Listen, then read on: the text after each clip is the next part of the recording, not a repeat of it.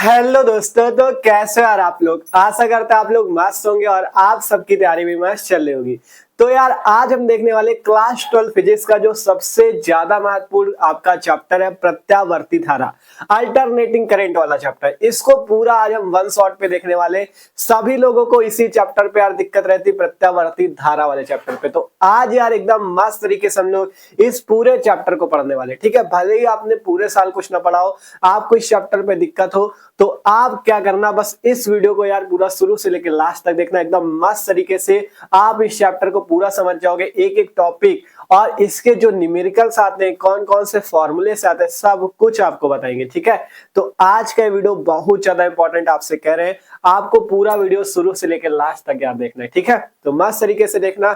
और एक चीज जान लो, ये आपका फिजिक्स के पेपर के लिए ये चैप्टर मोस्ट इंपॉर्टेंट चैप्टर है, चैप्टर 7 प्रत्यावर्ती धारा। और इसके सभी महत्वपूर्ण प्रश्न, जितने भी इंपॉर्टेंट क्वेश्चंस पेपर में आने की चांसेस है, मतलब पेपर में जितने प्रश्न आएंगे, उन सभी प्रश्नों को आज के इस वीडियो पे हम लोग वन शॉट पे देखने वाले। ठीक है, तो इसलिए कह रहा है ये वीडियो बहुत ज्यादा महत्वपूर्ण है, पूरा वीडियो आपको देखना है। ठीक है, एकदम बेसिक से पढ़ाएंगे कि मान लो पूरा साल भी आपने कुछ नहीं पढ़ा तो आप मस्त तरीके से सब कुछ समझ जाओ। ठीक है, एक एक परिभाषा, कौन कौन सी परिभाषा पेपर में आती है, कौन कौन से आपके सूत्र काम आएंगे जो कि न्यूमेरिकल करने में, सब कुछ आपको बताएंगे। ठीक है, तो बस आपको क्या करना है, वीडियो को लास्ट तक देखना, मस्त तरीके से पूरा चैप्टर हम लोग पढ़ने वाले। ठीक है, और एक चीज बता दे, जो लोग नए हो उनको बता दे, हम लोग क्लास 12 फिजिक्स के चैप्टर नंबर 1 से लेके चैप्टर नंबर 6 विद्युत चुंबकीय प्रेरण तक सभी आपके चैप्टर्स को हम लोग वन शॉट पे इसके पहले देख चुके हैं। ठीक है, तो जिसने इसके पहले वाले वीडियो नहीं देखे हैं, इसी वीडियो की डिस्क्रिप्शन पे, जो वीडियो देख रहे हो ना, इसी वीडियो की डिस्क्रिप्शन पे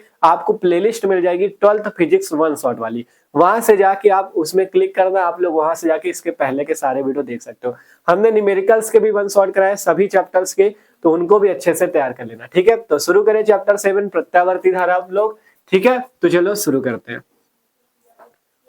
तो यार अब मस्त तरीके से हम लोग इस चैप्टर को शुरू करते हैं, अपना प्रत्यावर्ती धारा चैप्टर, अल्टरनेटिंग करंट वाला। ठीक है, इसमें हम आपको एक एक बेसिक भी बताते चलेंगे, जिससे आप लोगों को इस चैप्टर में कोई भी प्रॉब्लम नहीं होने वाली। ठीक है, बस आपको पढ़ना पूरा चैप्टर है, किसी भी टॉपिक को हल्के में न लेना कि ये पेपर में नहीं आएगा, सारे टॉपिक इंपॉर्टेंट है। ठीक है, तो अच्छे से समझना। ठीक है, तो चलो देखते हैं।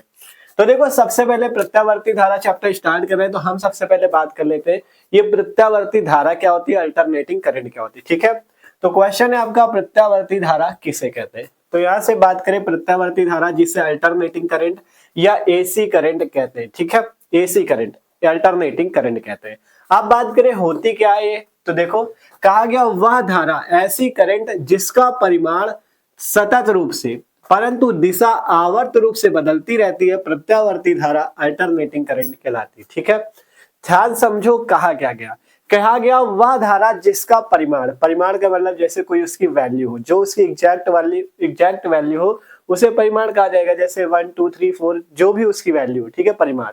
और परिमाण जो होता है सतत रूप से बदलता है, लेकिन जो उसकी दिशा होती है वो कैसी बदलती, आवर्त रूप से बदलती। जैसे कि देखो, जैसे मान लो हम इस टाइप से इसका कोई ग्राफ खींचे धारा का। ठीक है, आई धारा का समय के साथ अगर हम ग्राफ खींचे, ठीक है, आई धारा का अगर हम समय के साथ ग्राफ खींचे तो इसका ग्राफ इस टाइप से बनता है। देखो, परिमाण तथा दिशा क्या होती है, बदलती रहती है। पहले कुछ समय तक इसकी दिशा कैसी रहेगी, ऐसी, फिर कुछ समय बाद ये दिशा बदल के ऐसी हो जाएगी। ठीक है, फिर ऐसी हो जाएगी और फिर इसी टाइप से मतलब बदलती रहती है। ठीक है, मतलब जो प्रत्यावर्ती धारा अल्टरनेटिंग करंट होती है उसकी परिमाण और दिशा, ठीक है, परिमाण और दिशा, दिशा देख सकते हो अभी ऐसे थी अब ऐसे हो गई। ठीक है, तो इस टाइप से परिमाण तथा दिशा जो होती है आवर्त रूप से बदलती रहती है, परिमाण सतत रूप से और दिशा आवर्त रूप से बदलती रहती है। तो ऐसी धारा को हम लोग अल्टरनेटिंग करंट, प्रत्यावर्ती धारा बोलते हैं। ठीक है, सिंपल सी बात है, वह धारा जिसका परिमाण सतत रूप से परंतु दिशा आवर्त रूप से बदलती रहती है, प्रत्यावर्ती धारा कहलाती है। अब यहां से प्रत्यावर्ती धारा का फॉर्मूला जान लो, प्रत्यावर्ती धारा आई बराबर, प्रत्यावर्ती धारा आई का क्या सूत्र होता है, प्रत्यावर्ती धारा आई बराबर सूत्र होता है आई नॉट साइन ओमेगा टी। ठीक है, प्रत्यावर्ती धारा आई का सूत्र होता है आई बराबर I naught sine omega T. ठीक है, जहां आई प्रत्यावर्ती धारा है और आई नॉट की बात करें कि आई नॉट क्या है, आई नॉट को भी जान लो, यहाँ पे आई नॉट लिखते हैं, जहां आई नॉट क्या चीज है, ये है धारा का शिखर मान। क्या चीज है ये, धारा का शिखर मान। ये चीजें जरूर याद रखना, अभी आगे वर्ग माध्य मूल मान बताएंगे, वो क्या होता है सबके पहचाने रहना, ठीक है। आई प्रत्यावर्ती धारा, आई नॉट धारा का शिखर मान, ठीक है। और बात करें यहाँ ओमेगा क्या है, ओमेगा को बोलते हैं कोणीय वेग, क्या बोलते हैं, कोणीय वेग बोलते हैं। और टी हमारे पास क्या होता है, समय होता है, ठीक है भैया, टी होता है समय। तो इस टाइप से आई नॉट धारा का शिखर मान है, ओमेगा कोणीय वेग है, टी हमारा समय है। अब इसके बाद जैसे I बराबर I naught sine omega T क्या होता है, प्रत्यावर्ती धारा का। इसी का एक फॉर्मूला याद कर लो, प्रत्यावर्ती वोल्टेज का, ठीक है। अल्टरनेटिंग वोल्टेज का भी फॉर्मूला याद कर लो, प्रत्यावर्ती वोल्टेज का, ठीक है, प्रत्यावर्ती वोल्टेज। इसका फॉर्मूला भी इंपॉर्टेंट है क्योंकि इससे न्यूमेरिकल फंसते हैं, ठीक है। तो इसका फॉर्मूला होता है V बराबर V naught sine omega T. जैसे उसका I बराबर I naught sine omega T, वैसे इसका V बराबर V naught sine omega T, जहां V नॉट क्या हो जाएगा, वोल्टेज का शिखर मान, जहां V नॉट क्या है, वोल्टेज का शिखर मान, ठीक है, वोल्टेज का शिखर मान, ठीक है, जहां V नॉट क्या है, वोल्टेज का शिखर मान। तो बस आपको ये दो फॉर्मूले तैयार कर लेने। प्रत्यावर्ती धारा का फॉर्मूला होता है I बराबर I naught sine omega T, जहां आई नॉट धारा का शिखर मान, ओमेगा को कोणीय वेग, टी को समय बोलते हैं। इसी टाइप से प्रत्यावर्ती वोल्टेज का भी सूत्र होता है V बराबर V naught sine omega T, जहां V नॉट वोल्टेज का शिखर मान, ओमेगा कोणीय वेग और टी आपका समय है, ठीक है।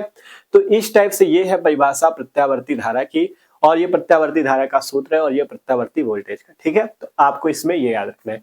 अब इसका एक डेरिवेशन आता है, मतलब प्रत्यावर्ती वोल्टेज का, कि मान लो अपने अक्ष पे, ठीक है, अपने अक्ष पे घूमती हुई कुंडली के कारण जो प्रत्यावर्ती वोल्टेज का डेरिवेशन, ठीक है, उसके लिए जो प्रत्यावर्ती वोल्टेज का सूत्र होता है वो इंपॉर्टेंट होता है। तो अब हम क्या करते हैं, परिभाषा पढ़ चुके हो, अब हम लोग प्रत्यावर्ती वोल्टेज के लिए, आपका मतलब कोई कुंडली है जो कि अपने अक्ष पे घूमने, तो उसके लिए हम लोग क्या करते हैं, प्रत्यावर्ती वोल्टेज का सूत्र निकालते हैं, क्योंकि उससे न्यूमेरिकल भी आते हैं और वो डेरिवेशन एग्जाम में भी पूछे जाने वाला है, ठीक है।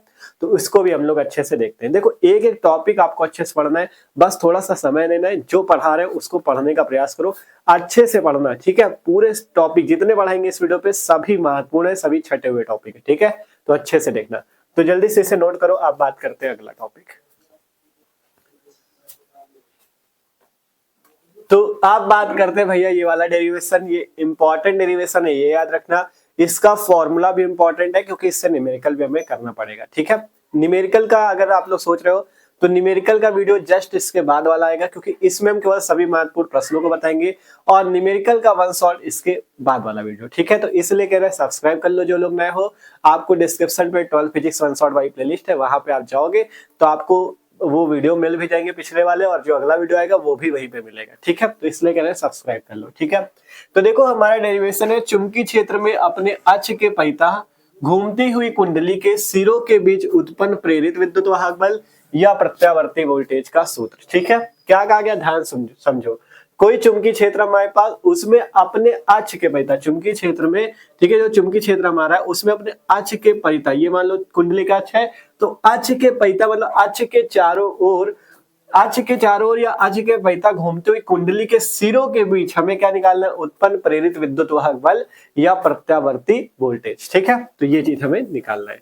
तो इसके लिए हम लोग यहाँ से क्या लिखते हैं, हम लिखते हैं माना n फेरों वाली एक कुंडली जिसका तल क्षेत्रफल a मीटर स्क्वायर है, क्योंकि वह अपने अक्ष पे ही पूरे, मतलब अपने अक्ष के चारों ओर घूमती है, ठीक है, अपने अक्ष के परितः घूमती है, मतलब उसके चारों ओर घूमती है। तो वही चीज है, हमने लिखा माना n फेरों वाली एक कुंडली जिसका तल क्षेत्रफल a मीटर स्क्वायर, एक समान चुंबकीय क्षेत्र B में 30 सेकंड में ओमेगा कोणीय वेग से थीटा कोण तक घुमाई जाती है, ठीक है, क्योंकि इसको घुमाना में इसको चारों ओर, तो इसलिए कहा गया एक समान चुंबकीय क्षेत्र B में 30 सेकंड में ओमेगा कोणीय वेग से थीटा कोण तक घुमाई जाती है, ये चीज लिखा गया, ठीक है।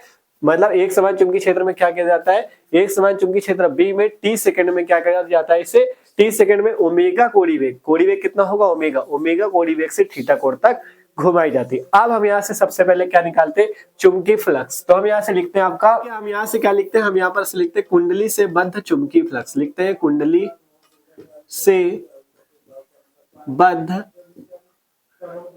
से बद्ध हम क्या निकाल लेते हैं, चुंबकीय फ्लक्स, ठीक है। कुंडली से बद्ध चुंबकीय फ्लक्स, चुंबकीय फ्लक्स को आपको पता है फाई से लिखते हैं, फाई भी कह सकते हो या फाई कह सकते हो। फाई बराबर सूत्र क्या होता है, बी ए कॉस थीटा, ठीक है, यही सूत्र होता है। आप ऐसे समझ सकते हो, फाई बराबर हम पहले लिखते हैं B vector dot A vector, जब वेक्टर हटता है तो बी ए कॉस थीटा, ठीक है। तो फाई बराबर बी ए कॉस थीटा होता है। तो इस कुंडली से बद्ध चुंबकीय फ्लक्स हमारे पास आया फाई बराबर बी ए कॉस थीटा। अब कहा गया एक समान चुंबकीय क्षेत्र बी में टी सेकंड में ओमेगा कोणीय वेग से थीटा कोण तक घुमाई जाती है। तो अब हम यहाँ से कोणीय वेग, तो यहाँ से निकालते हैं कोणीय वेग बराबर सूत्र क्या होता है, कोणीय वेग बराबर सूत्र होता है कोणीय विस्थापन बटा समय, ठीक है। ये सूत्र याद रखना, कोणीय वेग का सूत्र होता है कोणीय विस्थापन बटा समय, ठीक है। तो कोणीय वेग को हमने बताया किससे लिखते हैं, ओमेगा से। तो ओमेगा कोणीय वेग हो जाएगा बराबर कोणीय विस्थापन, जिस कोण से घुमाएगा वही उसका कोणीय विस्थापन होगा। कितने कोण से घुमाएगा, थीटा कोण से, तो थीटा इसका कोणीय विस्थापन बटा समय, समय कितना है टी सेकंड, तो टी ये हो गया समय, ठीक है। अगर यहाँ से थीटा का मान निकाले तो थीटा बराबर ओमेगा टी, ठीक है। थीटा बराबर यहाँ से क्या है ओमेगा टी, इसे मान लो समीकरण 2, ऊपर वाले को मान लेना समीकरण 1, ठीक है। अब यहाँ से लिखते हैं थीटा का मान समीकरण 1 में रखने पे, लिखते हैं थीटा का मान समीकरण 1 में रखने पे, समीकरण 1 में रखने पर, ठीक है। थीटा का मान हम लोग क्या करते हैं समीकरण 1 में रख देते हैं। तो फाई बराबर क्या हो जाएगा, बी ए कॉस थीटा था, तो कॉस थीटा की जगह हम लोग क्या रख देंगे, ये ओमेगा टी। तो फाई बराबर हमारे पास क्या आ चुका, B A cos omega T, ठीक है। इतना समझ में आया कि नहीं, सिंपल थीटा की जगह हमने क्या कर दिया ओमेगा टी, इस टाइप से, ठीक है। ओमेगा कोणीय वेग टी समय।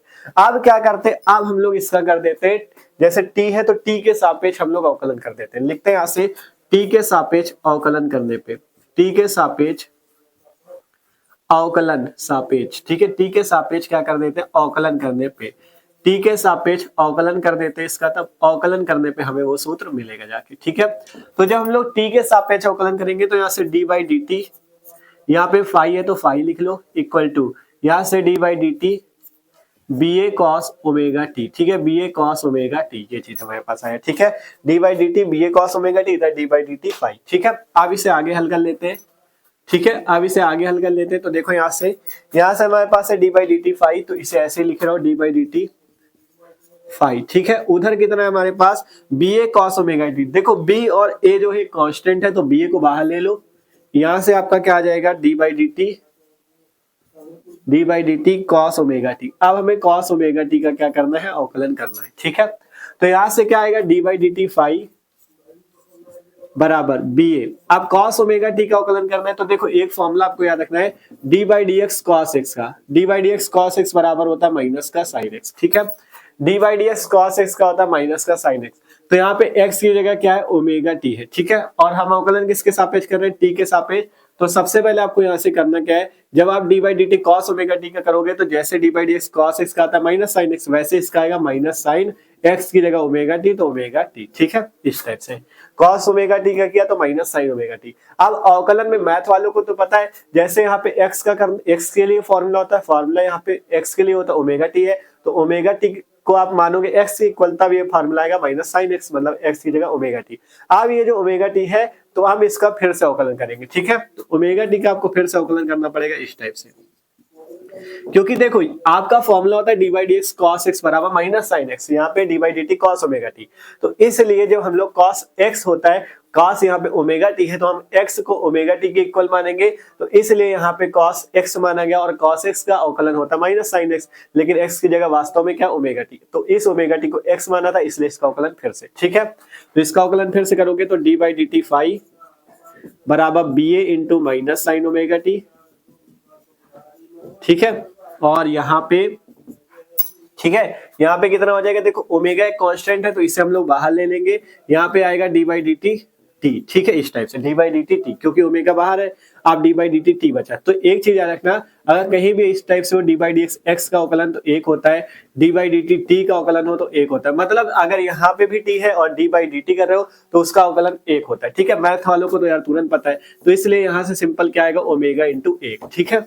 सिंपल समझ लो कैसे आया, यहां से सिंपल ओमेगा बाहर आया, D by D T T का किया, तो हमने यहाँ पे हमारे पास अवकलन टी का अवकलन कितना आता है एक आएगा, ठीक है। मतलब टी का अवकलन अगर टी के सापेक्ष ही कर रहे हो तो एक आएगा, या एक्स का अवकलन एक्स के सापेक्ष ही कर रहे हो तो एक आएगा, ठीक है।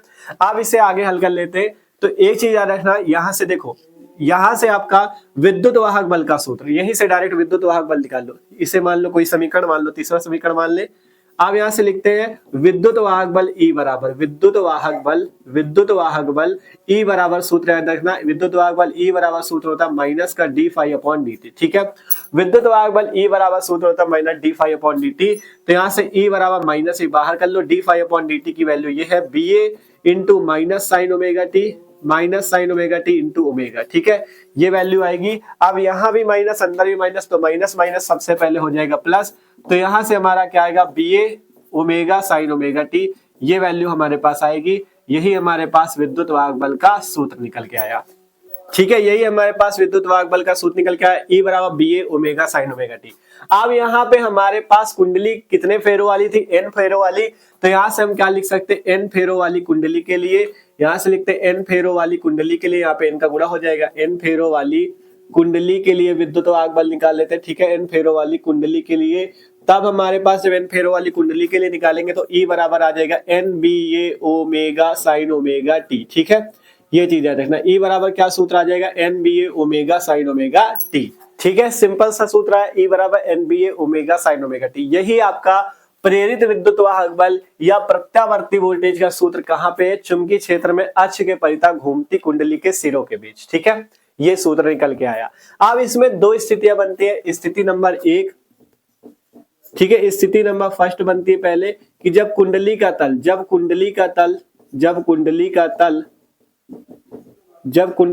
क्या हो, आपका क्षेत्र के लंबवत हो। जब कुंडली का तल क्षेत्र के लंबवत हो, ठीक है, जब कुंडली का तल क्षेत्र के लंबवत होता है तब थीटा का मान 0 होता है। आप लोग यहाँ पे एक चीज समझ रहे होगे, भैया लंबवत कर रहे हो तो 90 रखना चाहिए। यहाँ पे आपको ये समझना है कि कुंडली का तल क्षेत्र के लंबवत है, लेकिन थीटा कोण जो था, थीटा कोण या ओमेगा टी जो था, ये किसके बीच कोण था, बी और ए के बीच। तो देखो, जब कुंडली का तल क्षेत्र के लंबवत है, लेकिन जब लंबवत की बात होगी तो क्षेत्रफल और बी के बीच में कितना कोण बनेगा, 0। तो इसलिए थीटा किसका कोण है, बी और ए के बीच का। यहाँ पे लिखा गया है कुंडली का तल क्षेत्र के लंबवत है। ठीक है, कुंडली से हमें क्या मतलब, हमें चुंबकीय क्षेत्र से, तो चुंबकीय क्षेत्र और ए के बीच कोण कितना हो जाएगा, 0। तब यहाँ से E बराबर हो जाएगा एन बी ए। ठीक है, E बराबर सूत्र हो जाएगा E बराबर एन बी ए, अरे यार क्या गड़बड़ हो रही है, E बराबर N B A omega sine omega T. Omega T की जगह, ओमेगा टी ही तो कौन था, थीटा बराबर ओमेगा टी, तो ओमेगा टी की जगह आपको 0 रख देना, तो साइन 0। ठीक है, साइन 0 का मान कितना होता है बताओ, साइन 0 का मान कितना होता है भाई, ये 0 होता है, तो 0 हो जाएगा, पूरी वैल्यू 0। ठीक है, पूरी वैल्यू 0। और इस स्थिति में जो हमारा विद्युत वाहक बल होगा वो न्यूनतम होगा। ठीक है, अगर न्यूनतम विद्युत वाहक बल की बात कर दी जाए तो जब कुंडली का तल क्षेत्र के लंबवत होगा तब विद्युत वाहक बल E कितना आ जाएगा, 0। और इसी टाइप से अगर हमें क्या निकालना हो, जब हम यहाँ से लिखते हैं कि स्थिति सेकंड, ठीक है, स्थिति सेकंड में, तो स्थिति सेकंड में जब कुंडली का तल क्या हो, क्षेत्र के समांतर हो, जब कुंडली का तल क्षेत्र के समांतर हो। ठीक है, जब कुंडली का तल क्षेत्र के समांतर हो, जब समांतर होगा तब क्या होगा, तब थीटा 90 हो जाएगा, क्योंकि कुंडली का तल क्षेत्र के समांतर है तो बी और ए के बीच कोण 90 बनेगा। तब यहां से क्या हो जाएगा, E बराबर एन बी ए साइन 0 की जगह 90 रख दो, इस बार N B A omega sign 90, और साइन 90 का मान 1 होता है। तब यहाँ से सूत्र आएगा E बराबर एन बी ए ओमेगा। ठीक है, तो यहाँ से सूत्र विद्युत वाहक बल का जो आएगा E बराबर एन बी ओमेगा आएगा। और ये अधिकतम विद्युत वाहक बल के लिए सूत्र आएगा, जब न्यूनतम के लिए कहे तो E बराबर 0 आएगा, जब अधिकतम के लिए कहे तो एन बी ए ओमेगा आएगा। ठीक है, तो एक बार देख ले आपको उधर का दिख रहा है कि नहीं। ठीक है, क्योंकि उधर ज्यादा लिख गया। ठीक है, इस टाइप से E बराबर क्या आया, एन बी ए ओमेगा। ठीक है, E बराबर क्या है सूत्र, एन बी ए ओमेगा। यही हमारा सूत्र है किसके लिए, प्रेरित विद्युत वाहक बल या प्रत्यावर्ती वोल्टेज का सूत्र है। कुंडली के अक्ष के परितः, मतलब किसी चुंबकीय क्षेत्र में कुंडली के अक्ष के, मतलब कुंडली जो है अपने अक्ष के परितः घूमती है, तो उसके सिरों के बीच, कुंडली के सिरों के बीच जो प्रत्यावर्ती वोल्टेज या आपके विद्युत वाहक बल का सूत्र आता है वो आता है ये अधिकतम वाला, E बराबर एन बी ए ओमेगा। इस सूत्र का बहुत काम लगेगा, इसलिए इस सूत्र को तैयार कर लो, एन बी ए ओमेगा को, क्योंकि इससे न्यूमेरिकल भी आएंगे। ठीक है, सिंपल सा था, सिंपल। सबसे पहले कुंडली से बद्ध चुंबकीय फ्लक्स निकाल लो, फिर कोणीय वेग का सूत्र लगाओ, कोणीय विस्थापन बटा समय थीटा निकल गया, फिर थीटा का मान समीकरण 1 में रख दो, यहाँ से हमारे पास फाई का मान आया। इसके बाद टी के सापेक्ष अवकलन करके आओगे, तब हमारी वैल्यू E बराबर, देखो यहाँ तक आई थी, ये समीकरण 3 बना था। फिर इसके बाद प्रेरित विद्युत वाहक बल का सूत्र लगाओ, E बराबर minus D phi upon D T. आप यहाँ पे सूत्र ये भी लगा सकते थे, E बराबर minus N D phi upon D T. ठीक है, हमने n का मान बाद में रखा n फेरो वाली कुंडली के लिए, ठीक है। तो यहाँ पे सिंपल हमने माइनस d5/dt रखा, माइनस बाहर था d5/dt, वो माइनस और माइनस मिलकर प्लस इतना आया। फिर n फेरो वाली कुंडली के लिए ये अब दो स्थितियां बनी, जब कुंडली का तल क्षेत्र के लंबवत हो तब थीटा 0, E बराबर 0, तब न्यूनतम हमें विद्युत वाहक बल मिलेगा। और जब स्थिति सेकंड, जब कुंडली का तल क्षेत्र के समांतर हो तब थीटा 90, तब हमें विद्युत वाहक बल E बराबर NBA ओमेगा मिलेगा, ठीक है। तो ये भी इंपॉर्टेंट डेरिवेशन था, इसको तैयार कर लेना, क्योंकि ये डेरिवेशन भी पेपर में पूछा जाता है। और इसका जो फॉर्मूला आया E बराबर NBA ओमेगा, ये भी इंपॉर्टेंट है, क्योंकि इससे आपके न्यूमेरिकल भी लगेंगे, ठीक है। तो आशा करते हैं सबको समझ में आ चुका है, ठीक है। तो अब हम लोग क्या करते हैं, अब बात करते हैं अगला टॉपिक। अगले जो टॉपिक है वो भी इंपॉर्टेंट है, तो जल्दी से क्या करो, इसे नोट कर लो।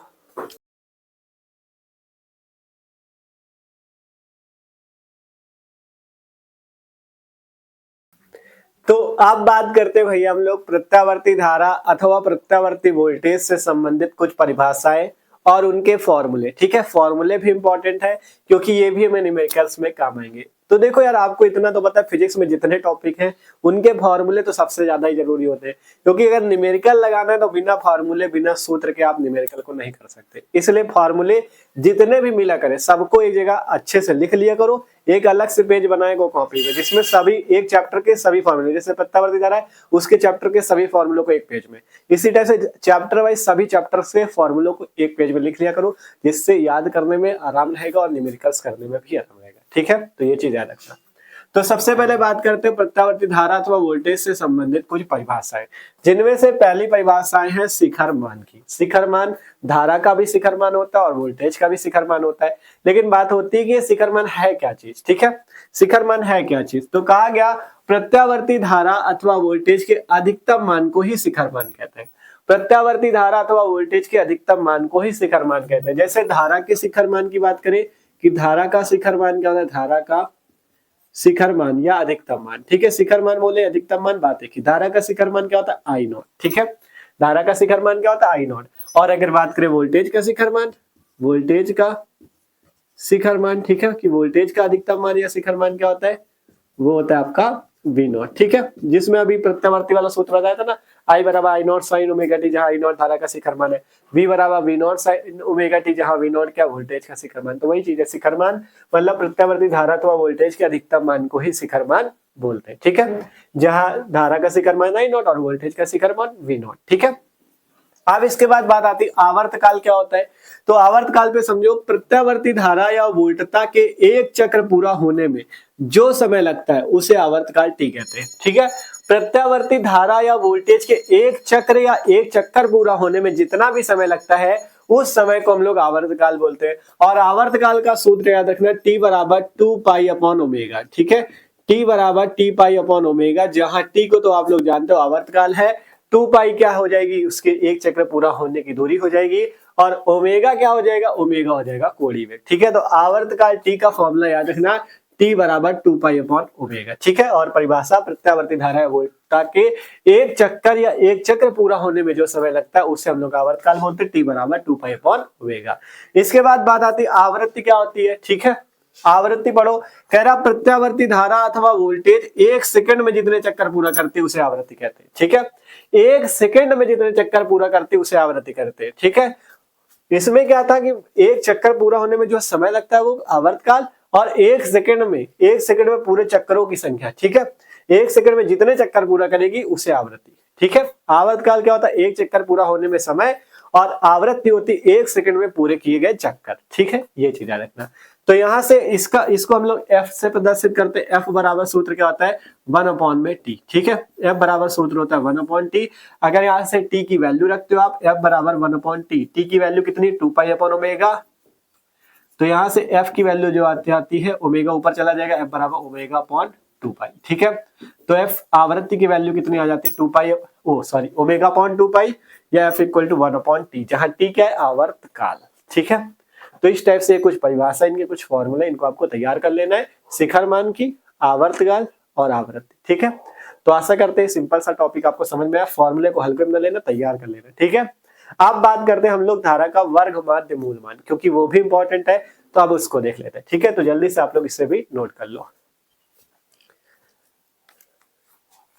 ठीक है, तो सिंपल तरीके से भैया अब हम लोग बात करते हैं प्रत्यावर्ती धारा का वर्ग माध्य मूलमान क्या होता है और इसका डेरिवेशन कैसे होता है। ठीक है, इंपॉर्टेंट टॉपिक है, इसको भी समझना है। ठीक है, तो देखो बात करते हैं प्रत्यावर्ती धारा का वर्ग माध्य मूलमान। तो देखो परिभाषा है प्रत्यावर्ती धारा का वर्ग माध्य मूलमान, या आप इसे इंग्लिश में बोल सकते हो रूट मीन स्क्वायर वैल्यू। ठीक है, रूट मीन स्क्वायर वैल्यू या वर्ग माध्य मूलमान। ठीक है, तो देखो होती क्या है, कहा गया प्रत्यावर्ती धारा के वर्ग के औसत मान के वर्गमूल को धारा का वर्ग माध्य मूलमान रूट मीन स्क्वायर वैल्यू बोलते हैं। ठीक है, प्रत्यावर्ती धारा का वर्ग, ठीक है, प्रत्यावर्ती धारा के वर्ग के औसत मान के वर्गमूल को हम लोग क्या बोलते हैं, वर्ग माध्य मूलमान बोलते हैं। एक चीज याद रखना, जो धारा का औसत मान होता है उसे हम लोग किससे प्रदर्शित करते हैं, आई बार से। ठीक है, धारा का औसत मान आई बार होता है, ये याद रखना। अभी इसका हम सूत्र भी बताएंगे, टेंशन ना लो, अभी लास्ट में आपको सूत्र भी बताएंगे। ठीक है, तो धारा के औसत मान को हम लोग आई बार से लिखते हैं। तो यहाँ पे कहा गया प्रत्यावर्ती धारा के औसत मान के वर्ग के वर्गमूल को, ठीक है, यहां से होना चाहिए प्रत्यावर्ती धारा के औसत मान के वर्ग के वर्गमूल को धारा का वर्ग माध्य मूलमान कहते हैं। ठीक है, तब यहां से IRMS बराबर क्या होता है, IRMS को बोलते हैं धारा का वर्ग माध्य मूलमान। आर का मतलब रूट मीन स्क्वायर। ठीक है, आर का मतलब रूट, एम का मतलब मीन, इस का मतलब स्क्वायर, तो रूट मीन स्क्वायर वैल्यू, तो यही है IRMS। ठीक है, मतलब धारा का वर्ग माध्य मूलमान। IRMS बराबर होता है, कहा गया धारा का जो औसत मान उसके वर्ग के वर्गमूल, मतलब धारा का जो औसत मान आई बार है, पहले आपको इसका क्या करना है, वर्ग करना है, फिर इसका क्या करना है, वर्गमूल करना है, इस टाइप से। ये होता है धारा का वर्ग माध्य मूलमान। IRMS बराबर आई बार स्क्वायर और उसके ऊपर अंडर रूट। सिंपल सा देख सकते हो, ये मतलब कहा गया है कि धारा का जो औसत मान आई बार है, इसे आई बार पढ़ते हैं इस टाइप से। ठीक है, जो धारा का औसत मान है उसके वर्ग का वर्गमूल जो होता है वो धारा का औसत, वो धारा का वर्ग माध्य मूलमान होता है IRMS। ये चीज कही गई। ठीक है, आप इससे इसका डेरिवेशन आप कर सकते हो कैसे, आपको आई का सूत्र पता है, लिखते हैं चूंकि आई बराबर I naught sine omega T, ये हमें फॉर्मूला पता है प्रत्यावर्ती धारा के लिए, आई बराबर sine I naught sine omega T. ठीक है, आई बराबर फॉर्मूला पता I naught sine omega T, तो यहां से हम आई की जगह ये वाला फॉर्मूला रख सकते हैं। तब यहां से क्या होगा, तब IRMS बराबर under root I bar square, तो आई बार की जगह आप यही वाला फॉर्मूला लगाओगे, आई नॉट साइन ओमेगा टी का स्क्वायर। ठीक है, आई नॉट साइन ओमेगा टी का स्क्वायर। ठीक है, आप इसे हल करते हैं, तब यहां से क्या आ जाएगा, आप यहाँ पे चाहो तो बात लगा भी सकते हो। ठीक है, इस टाइप से अब यहां से क्या आ जाएगा, IRMS बराबर क्या आ जाएगा, यहां से अंडर रूट आई। ठीक है, यहाँ पे आप चाहो तो बात लगा सकते हो या आप चाहो तो नहीं भी लगा सकते, कोई भी दिक्कत नहीं। ठीक है, तो यहाँ से सबसे पहले क्या आ जाएगा, आई नॉट है तो आई नॉट का स्क्वायर, आई नॉट स्क्वायर। ठीक है, आई नॉट का स्क्वायर कितना आ जाएगा, आई नॉट स्क्वायर, और यहाँ से साइन ओमेगा टी है तो साइन ओमेगा टी के स्क्वायर करोगे तो साइन स्क्वायर ओमेगा टी। ठीक है, ये चीज आएगा, और यहाँ पे बार इस टाइप से। ठीक है, आई नॉट का square I not square, sign omega T का साइन स्क्वायर ओमेगा टी। आप इसे आगे कैसे हल करें, तो इसके लिए आपको मैथ में एक फॉर्मूला होता है cos 2 थीटा का। ठीक है, cos 2 थीटा का फॉर्मूला याद रखना, cos 2 थीटा बराबर होता है कितना, 1 माइनस 2 साइन स्क्वायर थीटा। ये फॉर्मूला सबने पढ़ा होगा। ठीक है, cos 2 थीटा बराबर 1 माइनस 2 साइन स्क्वायर थीटा।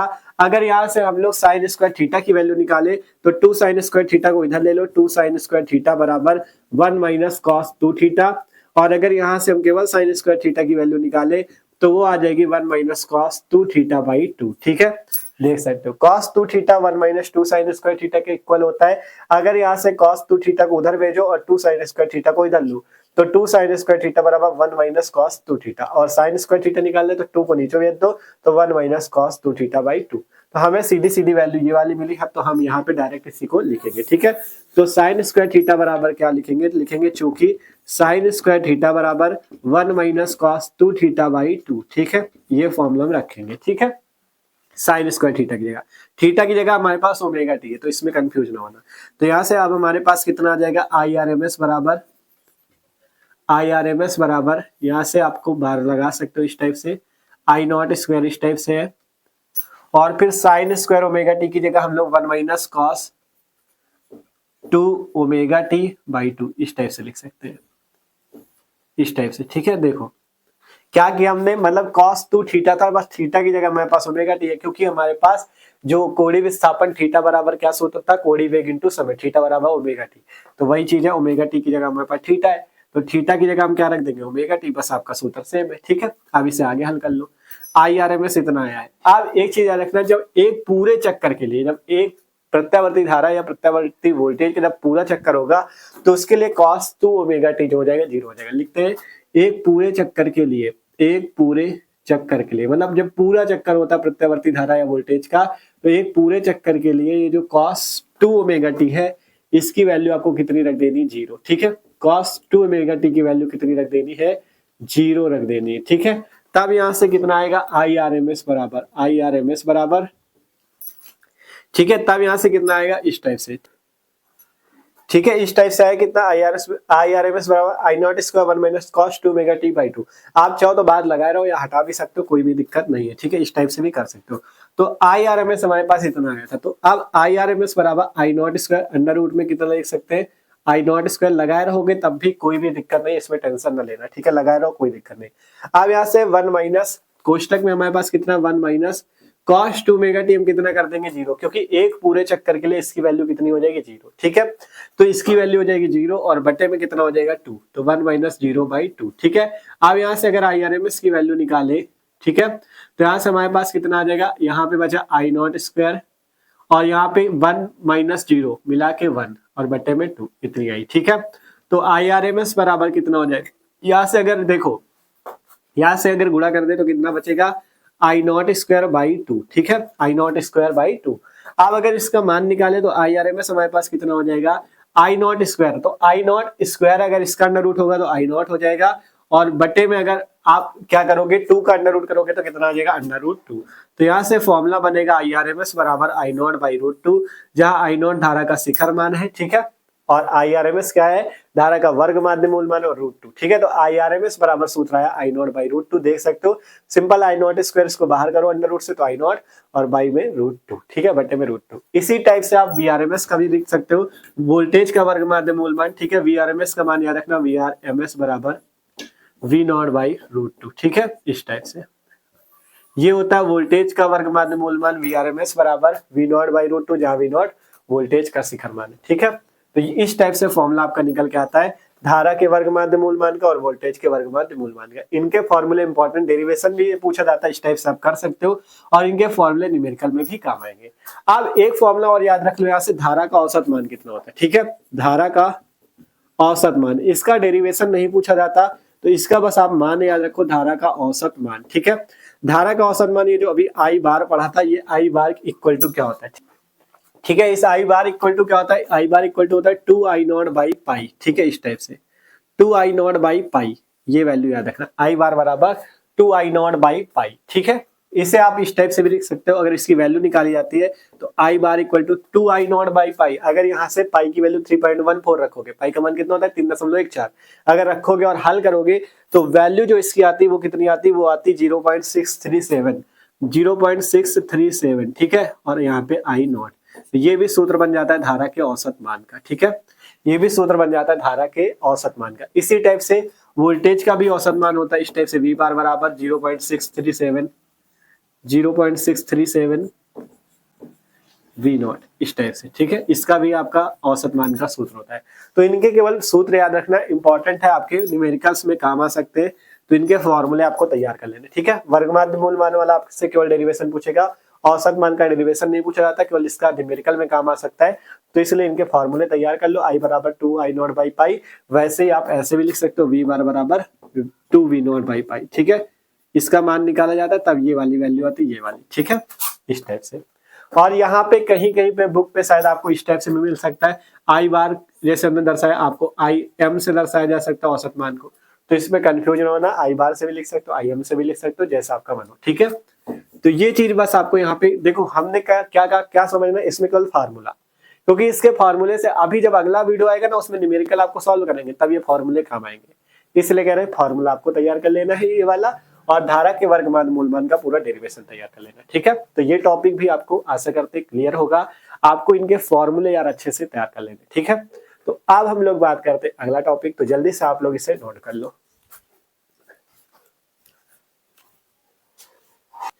तो आप बात करते हैं भैया विभिन्न प्रकार के प्रत्यावर्ती धारा परिपथ। ठीक है, इस टाइप से आपके कितने परिपथ होते हैं देख सकते हो, इस टाइप से 6 परिपथ होते हैं, पहला ऐसा परिपथ होगा जब परिपथ में केवल शुद्ध प्रतिरोध R जुड़ा होगा। दूसरा परिपथ होता है L परिपथ जिसमें केवल परिपथ में क्या लगा होता है, स्वप्रेरकत्व तो L लगा होता है। तीसरा होता है C परिपथ जिसमें संधारित्र C लगा होता है। और फिर आपका LC परिपथ होता है, LR परिपथ होता है, LCR परिपथ होता है। ठीक है, तो इस टाइप से आपको इन सबको तैयार करना होगा। ठीक है, तो देखो इसमें आपको तैयार क्या करना है, इसका आपसे डेरिवेशन पेपर में नहीं पूछा जाता। देखो अब समय कम है तो आपको पढ़ना क्या है, जो पेपर में फंसे। ठीक है, तो इसमें आपसे डेरिवेशन नहीं पूछा जाएगा, केवल आपको करना क्या है, इन सबके फॉर्मूले तैयार होने चाहिए क्योंकि उनसे न्यूमेरिकल आते हैं पेपर में। ठीक है, तो हम आपको यहाँ पे सभी के फॉर्मूले ही बताएंगे क्योंकि इनके डेरिवेशन आपके पेपर में नहीं आते। और अब लास्ट समय है, समय कम है, तो आपको केवल इनके फॉर्मूले तैयार करने हैं जिनसे आपके न्यूमेरिकल हो सके। ठीक है, तो हम आपको सभी के फॉर्मूले जो आपके इंपॉर्टेंट है वो आपको बता रहे हैं। ठीक है, तो सबसे पहले विभिन्न प्रकार के प्रत्यावर्ती धारा परिपथ में, और एक चीज याद रखना, जितने फॉर्मूले सभी महत्वपूर्ण है क्योंकि इनसे न्यूमेरिकल आते हैं, इसलिए तैयार जरूर करना है। ठीक है, पहला है जब परिपथ में केवल शुद्ध प्रतिरोध R हो, तो सूत्र आपके सेम होंगे, वही जो है आपने अभी तक पढ़ा, I बराबर I naught sine omega T वाला। ठीक है, यही सूत्र होगा सेम। यहां से आप चाहो तो I नॉट इक्वल टू, जैसे ओम का नियम होता है, I बराबर V अपॉन R, वैसे ही आप क्या कर सकते हो, I नॉट बराबर V नॉट बाई R रख सकते हो। ठीक है, ये वाला सिंपल फॉर्मूला आपको यहाँ पे रख सकते हो। तो अगर मान लो आपसे कोई न्यूमेरिकल हो आपके पास, आपको दिया गया जिसमें केवल शुद्ध प्रतिरोध R जुड़ा है, उसमें आपसे क्या पूछ लिया गया, प्रत्यावर्ती धारा I का मान, तो आप इस टाइप से निकाल सकते हो, I बराबर I naught sine omega T से, जहां I नॉट बराबर सूत्र V नॉट बाई R होता है। ठीक है, ठीक है, इस टाइप से आपको याद रखना। और यहाँ पे आपको औसत शक्ति क्षय का भी सूत्र याद रख लेना, यहाँ पर से औसत शक्ति, ठीक है, औसत शक्ति क्षय का सूत्र। ठीक है, औसत शक्ति क्षय का सूत्र, औसत शक्ति क्षय का सूत्र होता है P बार बराबर, ठीक है, VRMS इंटू IRMS, ये चीज। ठीक है, ये सूत्र आपको याद रखना है। देखो यहाँ पे मेन आपके फॉर्मूले हम आपसे कह रहे हैं, जब परिपथ में केवल शुद्ध प्रतिरोध R लगा हो तब आपका I का सूत्र वही होगा, I बराबर I naught sine omega T. आप यहाँ से ओम का नियम जैसे होता है equal to V upon R, वैसे I नॉट बराबर V नॉट बाई R लगा सकते हो।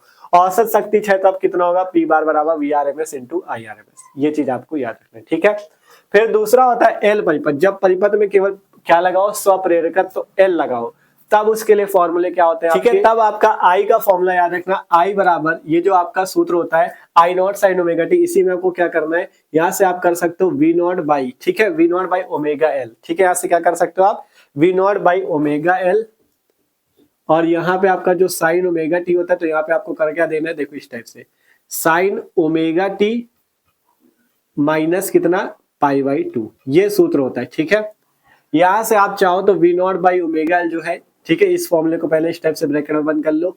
फिर यहां से आप चाहो तो V naught by omega L को I के इक्वल भी रख सकते हो। ठीक है, V naught by omega L equal to I naught, ये सूत्र भी याद रखना। ठीक है, ओमेगा एल यहाँ पे प्रतिरोध का कार्य कर लेगा, तो V naught by omega L equal to I naught हो जाएगा। और यहाँ पे जो आपका औसत शक्ति क्षय होगा वो P बार कितना होगा, वो होगा 0। औसत शक्ति क्षय कितना होगा, 0 होगा यहाँ पे।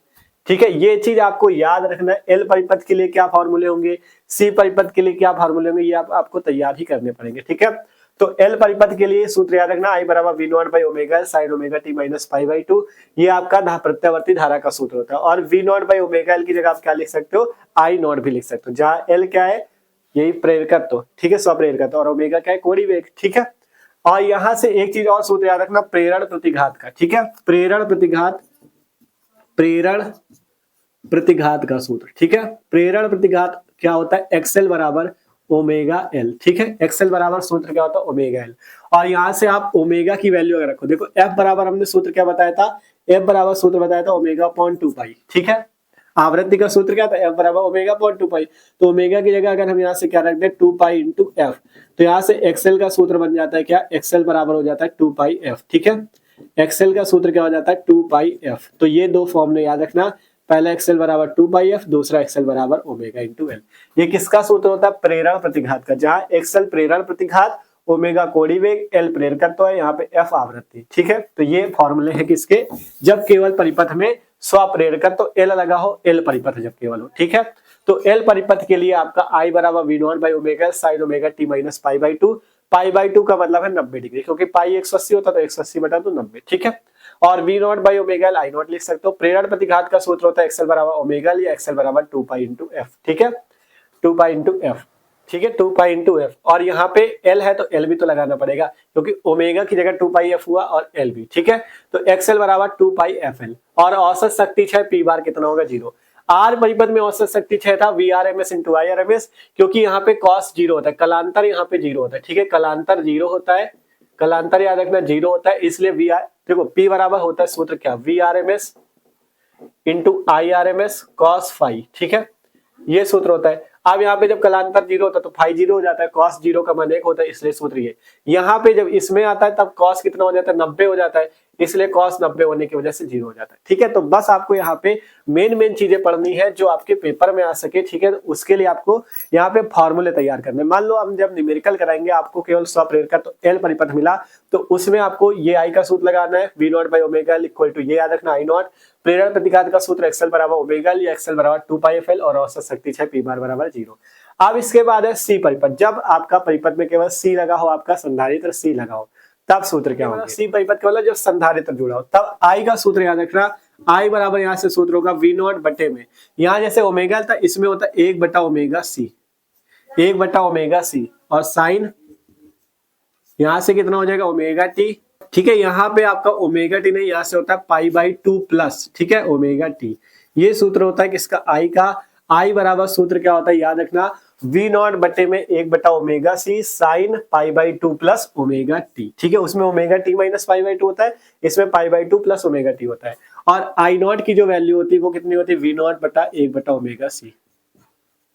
ठीक है, ये होती है आई की वैल्यू, वी नॉट बटा 1 बटा ओमेगा सी, ये आपका प्रत्यावर्ती धारा की वैल्यू होती है। ठीक है, यहां से एक्सी की बात करें, एक्सी की बात करें तो 1 बटा ओमेगा सी। ठीक है, एक्सी की बात करें तो 1 बटा ओमेगा सी। एक्सी क्या होगा, यहाँ पे प्रेरण प्रतिघात था, ये प्रेरण प्रतिघात था, ये तो ये कौन सा हो जाएगा, ठीक है, ये क्या हो जाए, जैसे उसमें एल प्रेरकत्व लगा था तो प्रेरण प्रतिघात, इसमें सी नाइट की धारिता लगी, इसलिए धारिती प्रतिघात। ठीक है, इसे लिख लेना, धारिती प्रतिघात है एक्सी बराबर 1 बटा ओमेगा सी, और ओमेगा की जगह आप 2 पाई एफ लिखोगे तो एक्सी बराबर 2 पाई एफ सी भी हो जाएगा। ठीक है, सी यहाँ पे धारिता है, एक्सी आपका क्या है, धारिती प्रतिघात, लिख दे रहे हैं धारिती प्रतिघात। ठीक है, धारिती प्रतिघात है, ये चीज आपको सॉल्ट में नोट्स कर लेना। ठीक है, एकदम मस्त तरीके से।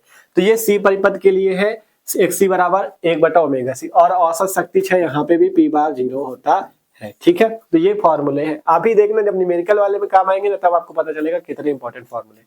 तो ये याद रखना, सी परिपथ के लिए आई बराबर ये वी नॉट बटे में 1 बटा omega C equal to I, X C बराबर 1 बटा ओमेगा सी, ओमेगा की जगह अगर 2 पाई एफ रखते हो तो 1 बटा 2 पाई एफ सी, और पी बार बराबर 0। ठीक है, अब है एलसी परिपथ। जब परिपथ में स्वप्रेरक तो एल भी लगा हो और संधारित्र सी भी लगा हो तो उसे बोलेंगे एलसी परिपथ। तब सूत्र क्या होंगे, ठीक है, तब सूत्र क्या होंगे।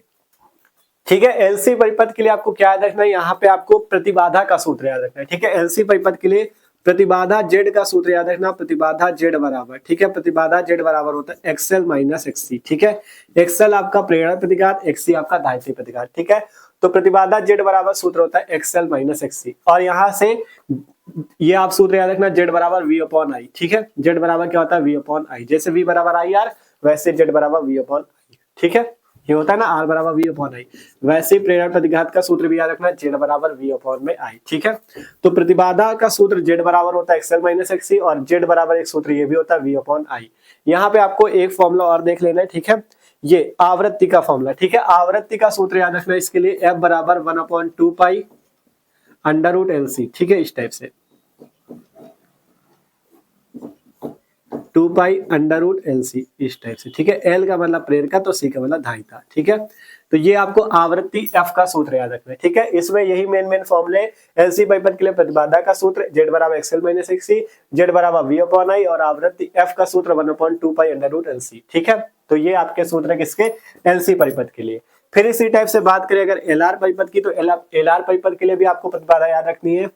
ठीक है, एलआर परिपथ के लिए आपको प्रतिबाधा याद रखनी, जेड बराबर होता है, जेड बराबर सूत्र याद रखना एलआर परिपथ के लिए अंडर रूट। ठीक है, जेड बराबर सूत्र होता है अंडर रूट ओमेगा एल का स्क्वायर प्लस आर स्क्वायर। ठीक है, ये होता है प्रतिबाधा जेड का सूत्र, omega L square plus R square. यहाँ पे सूत्र सेम होगा, जेड बराबर वी अपॉन आई। ठीक है, इस टाइप से। और यहाँ पे देखो जेड का सूत्र हो गया under root omega L square plus R square, R प्रतिरोध है, जेड बराबर we upon I.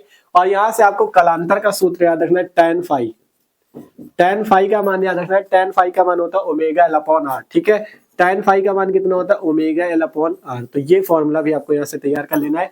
tan phi, phi क्या है यहाँ पे कलांतर, ठीक है। तो tan फाई बराबर कितना है ओमेगा एल बटा आर। ये किसके लिए, एल आर परिपथ के लिए। और एक चीज याद रखना, ये जो हमने सी परिपथ के लिए बताया था एफ, ये जो होती है अनुनादी आवृत्ति भी बोलते हैं इसे, ठीक है। अगर न्यूमेरिकल में कभी भी अनुनादी आवृत्ति पूछी जाती है तो जो ये आपका एलसी परिपथ था इसमें जो एफ बराबर सूत्र होता है 1/2 पाई अंडर रूट एलसी, इसे अनुनादी आवृत्ति भी बोलते हैं, ठीक है। तो इस टाइप से एल आर परिपथ हो गया। अभी एक परिपथ रहेगा सी आर परिपथ, ठीक है। फिर इसके बाद एलसीआर आएगा, सी आर परिपथ। फिर इसके बाद हमारा आएगा कौन सा, एलसीआर परिपथ, ठीक है। तो सी आर परिपथ के लिए भी याद रखो, ठीक है।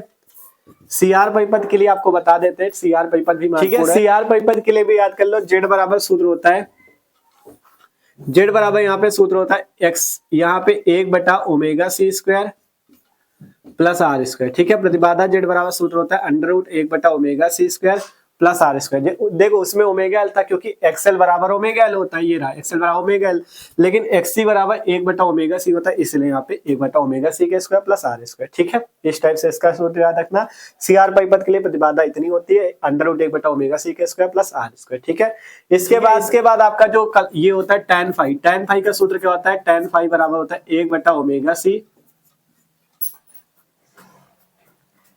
आर, ठीक है। जैसे इसमें ओमेगा एल था, इसमें 1/ओमेगा c आर, ठीक है। इस टाइप से कालांतर का सूत्र होता है tan फाई बराबर 1/ओमेगा c आर, ठीक है। तो ये सी आर परिपथ के लिए होता है tan फाई बराबर 1/ओमेगा c इंटू आर, ठीक है।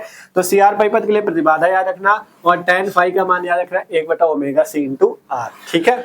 अब इसके बाद कौन सा परिपथ आता है हमारे पास, एलसीआर परिपथ, जो कि मोस्ट इंपॉर्टेंट है, इसको भी आपको तैयार करना है,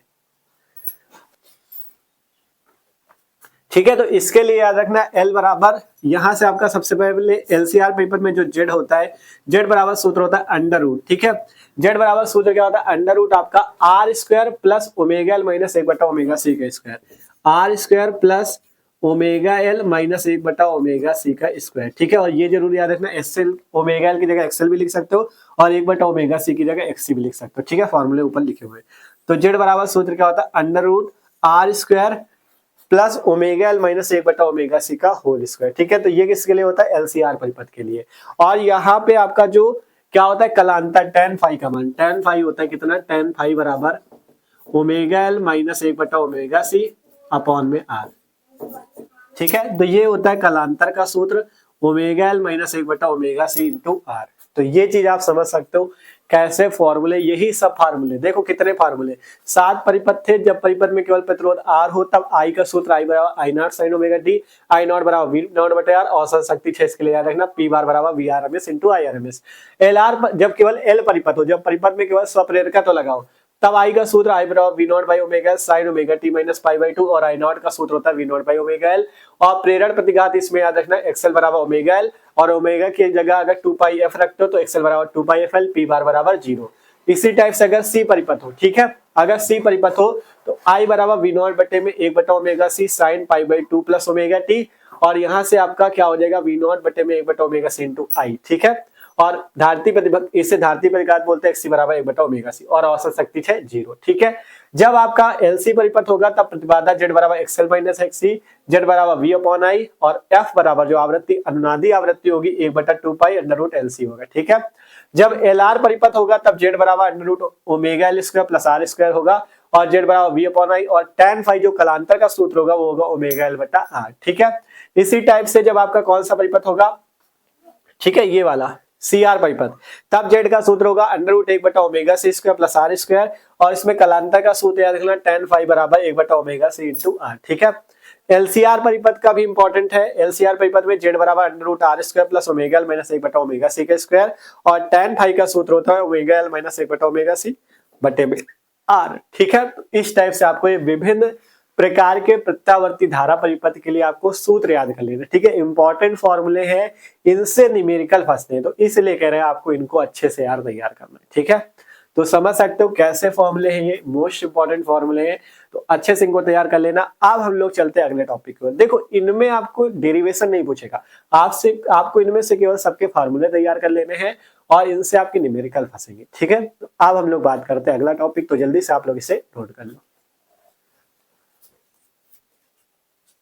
ठीक है, तो आप भैया बात करते हैं हम लोग अगला क्वेश्चन। अगला ये जो क्वेश्चन होने वाला ये इंपॉर्टेंट क्वेश्चन है और पेपर में पूछा जाता है। ठीक है, क्वेश्चन है हमारे पास कि अनुनादी आवृत्ति किसे कहते हैं, इसके लिए व्यंजक प्राप्त कीजिए। ठीक है, अनुनादी आवृत्ति क्या होती है और इसके लिए व्यंजक प्राप्त कीजिए। इंपॉर्टेंट क्वेश्चन है और पूछा भी जाता है। देखो, अनुनादी आवृत्ति का सूत्र तो अभी हमने आपको बता दिया था, लेकिन इसका डेरिवेशन भी पूछ लेता है और इसकी परिभाषा भी पूछ लेता है, तो वो भी तैयार कर लेना। ठीक है, देखो बात करें अनुनादी आवृत्ति किसे कहते हैं, तो कहा गया वह स्थिति जिसमें प्रेरण प्रतिघात धारती प्रतिघात के बराबर होता है, उस स्थिति में आवृत्ति अनुनादी आवृत्ति कहलाती है। वह स्थिति जिसमें प्रेरण प्रतिघात धारती प्रतिघात के बराबर होता है, उस स्थिति में जो आवृत्ति होती है उसे ही नाम दिया जाता है क्या, अनुनादी आवृत्ति। ठीक है, उसे ही नाम दिया जाता है अनुनादी आवृत्ति। ठीक है, तो यहां से अगर अनुनादी आवृत्ति की स्थिति में लिखते हैं अनुनादी, ठीक है, अनुनादी आवृत्ति की स्थिति में, अनुनादी आवृत्ति की स्थिति में, ठीक है, आवृत्ति की स्थिति में, ठीक है, अनुनादी आवृत्ति की स्थिति में अगर हम लोग लिखे तो अनुनादी आवृत्ति की स्थिति में क्या हो जाएगा आपका, जो कहा गया प्रेरण प्रतिघात किसके बराबर होता है, धारती प्रतिघात के, मतलब प्रेरण प्रतिघात बराबर होता है धारती प्रतिघात के। ठीक है, प्रेरण प्रतिघात किसके बराबर होता है, धारती प्रतिघात के। तो प्रेरण प्रतिघात को आपने बताया था कि इससे लिखते एक्सएल से और धारती प्रतिघात को एक्सी से, और एक्सएल और एक्सी के सूत्र भी बताए थे अभी। एक्सएल का सूत्र होता है कितना, ओमेगा एल। एक्सएल बराबर क्या होता है, ओमेगा एल, जहां ओमेगा कोणीय वेग और एल प्रेरकत्व है। एक्सी का सूत्र होता है 1/ओमेगा सी, सी धारिता और ओमेगा कोणीय वेग। ठीक है, अब ओमेगा एल बराबर क्या होता है, 1/ओमेगा सी। तो यहां से अगर हम ओमेगा को इधर ले ले और एल को नीचे भेज दे, तो यहां से ओमेगा को ओमेगा से गुणा ओमेगा स्क्वायर बराबर 1/एलसी। ध्यान से देखो, किसी को कोई दिक्कत नहीं होनी चाहिए। सिंपल, यहां से ओमेगा उधर चला गया तो ओमेगा स्क्वायर इक्वल टू 1/एलसी। ठीक है, अब अगर यहां से केवल ओमेगा का हम लोग मान निकाले तो ओमेगा बराबर क्या हो जाएगा, इधर स्क्वायर है तो उधर क्या लग जाएगा, अंडर रूट, तो 1/एलसी। ठीक है, ओमेगा बराबर क्या आ गया, 1/एलसी। अगर इसे सही से लिखे तो ओमेगा बराबर 1/√एलसी, इस टाइप से लिख सकते हो, क्योंकि एक का अंडर रूट 1 आ जाएगा और अंडर रूट एलसी का तो अंडर रूट एलसी। ठीक है, तो ओमेगा बराबर हमें क्या मिला, एलसी। अब इसके आगे क्या करना, आपको ओमेगा का सूत्र पता लिखना, क्योंकि ओमेगा बराबर सूत्र होता है 2πf, क्योंकि आवृत्ति एफ हमारी क्या होती, ओमेगा/2π, यही तो बताया था। तो यहाँ से ओमेगा का सूत्र 2πf, तो यहाँ से अगर हम क्या करें, ओमेगा की जगह 2πf रख दे तो 2πf बराबर 1/√LC। और यहाँ से अगर आवृत्ति f का मान निकालना तो 2π को नीचे भेज दो, तो f बराबर क्या हो जाएगा, 1/2π√LC। और यही अनुनादी आवृत्ति का सूत्र है, f बराबर 1/2π√LC। ठीक है, लिख देना, यही अनुनादी आवृत्ति का सूत्र है। ठीक है, तो इस टाइप से अगर आपसे पूछा जाए तो आप लोग बता सकते हो अनुनादी आवृत्ति के लिए सूत्र। ठीक है, यही अनुनादी आवृत्ति का सूत्र है। ठीक है, यही आपका अनुनादी आवृत्ति के लिए सूत्र है, इंपॉर्टेंट है। सिंपल सा देख सकते हो, अनुनादी आवृत्ति की स्थिति में कहा गया स्थिति जिसमें प्रेरण प्रतिघात धारती प्रतिघात के बराबर होता है, उस स्थिति में आवृत्ति अनुनादी आवृत्ति कहलाती है। और अनुनादी आवृत्ति के लिए प्रेरण प्रतिघात धारती प्रतिघात के बराबर, एक्सएल बराबर एक्सी, यहां से निकालोगे f बराबर आ जाएगा 1/2π√LC, और यही अनुनादी आवृत्ति का सूत्र है। ठीक है, अब आपसे एक चीज यही पूछ लिया था, अनुनाद क्या होता है, वैद्युत अनुनाद किसे कहते हैं, तो वो भी समझ लो, यहाँ से अनुनाद किसे कहते हैं। ठीक है, तो अनुनाद की परिभाषा अगर पूछी जाए आपसे कभी कि अनुनाद की परिभाषा बताओ, तो यहाँ पे आप लोग लिख देना। ठीक है, तो सिंपल यहाँ पे वैद्युत अनुनाद या अनुनाद की स्थिति आपसे पूछी जाए तो आप बता देना, परिभाषा लिख देना, किसी वैद्युत परिपथ की वह स्थिति, किसी वैद्युत परिपथ की वह स्थिति जब किसी विशेष अनुनादी आवृत्ति पर उस परिपथ की प्रतिबाधाओं या प्रवेश्यता के मान परस्पर निरस्त हो जाए, तो उस स्थिति को वैद्युत अनुनाद बोलते हैं। ठीक है, प्रतिबाधा को प्रवेश्यता भी बोलते हैं, ये भी याद रखना। ठीक है, तो कहा गया किसी वैद्युत परिपथ की वह स्थिति जब किसी विशेष आवृत्ति, जैसे अनुनादी आवृत्ति पे आपका परिपथ की प्रतिबाधा या प्रवेश्यता के मान जो हो आपस में परस्पर निरस्त हो जाए, आपस में परस्पर क्या हो जाए, निरस्त हो जाए, तो उस स्थिति को हम लोग अनुनाद की स्थिति बोलेंगे या वैद्युत अनुनाद बोलेंगे। ठीक है, तो सिंपल इसकी परिभाषा ही पूछी जाती है, आपको लिख देना है कि किसी वैद्युत परिपथ की वह स्थिति जब किसी विशेष अनुनादी आवृत्ति पर उस परिपथ की प्रतिबाधा या प्रवेश्यता के मान परस्पर निरस्त हो जाए, वैद्युत अनुनाद की स्थिति कहलाती है। ठीक है, और ये बात है अनुनादी आवृत्ति की। तो इस टॉपिक से यही चीज आपसे पूछा जाता है, आपको ये चीज तैयार कर लेना। ठीक है, तो ये भी आपका कंप्लीट है। अब बात करते हैं हम लोग अगले क्वेश्चंस को, वो भी इंपॉर्टेंट है, तो जल्दी से आप लोग इसे नोट कर लो।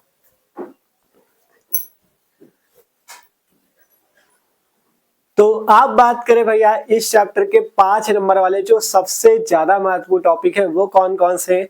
सबसे पहले तो आपका ट्रांसफार्मर का सिद्धांत, उसकी रचना और कार्यविधि। ये 5 नंबर का एक सबसे ज्यादा महत्वपूर्ण टॉपिक है जो कि पेपर में पूछा जाता है। फिर है प्रत्यावर्ती धारा जनित्र या डायनेमो का सिद्धांत, रचना तथा कार्यविधि। ये भी 5 नंबर का टॉपिक है जो कि पेपर में हर साल पूछा जाता है। तो 5-5 नंबर वाले जितने महत्वपूर्ण टॉपिक है हमने पहले ही करा दिए आपको। तो आपको कहीं बाहर नहीं जाना, आपको करना क्या, जो वीडियो ये वाला देख रहे हो ना, इसी वीडियो के डिस्क्रिप्शन पे आपको चेक करना है, आपको ये दोनों वीडियो मिल जाएंगे। ट्रांसफार्मर का सिद्धांत वाला, वहां पे क्लिक करना, मस्त तरीके से पढ़ लेना, क्योंकि हमने बहुत ही बेहतरीन तरीके से, ठीक है, आपको रटना कुछ नहीं पड़ेगा, एकदम बेहतरीन तरीके से आपको समझाया है क्या होता है ट्रांसफार्मर, उच्चाई ट्रांसफार्मर, अपचयी ट्रांसफार्मर, उसका सिद्धांत, रचना, कार्यविधि, सब कुछ बहुत ही बेहतरीन तरीके से, ठीक है। और दूसरा टॉपिक है प्रत्यावर्ती धारा जनित्र अथवा डायनेमो, इसको भी मस्त तरीके से पढ़ाया है। दोनों वीडियो की लिंक आपको डिस्क्रिप्शन में मिल जाएगी। दोनों वीडियो हमने अलग अलग बना रखे हैं, दोनों को मस्त तरीके से पढ़ लेना। और जो वीडियो देख रहे हो इसी वीडियो के लास्ट में आपको यहाँ पे भी दिख जाएंगे, आप लोग जाके देख लेना, क्लिक करोगे तुरंत आपका वीडियो खुल जाएगा, ठीक है। तो मस्त तरीके से इन टॉपिक को जरूर से जरूर यार पढ़ना, क्योंकि मोस्ट इंपोर्टेंट टॉपिक और पेपर में पूछे जाते हैं, ठीक है।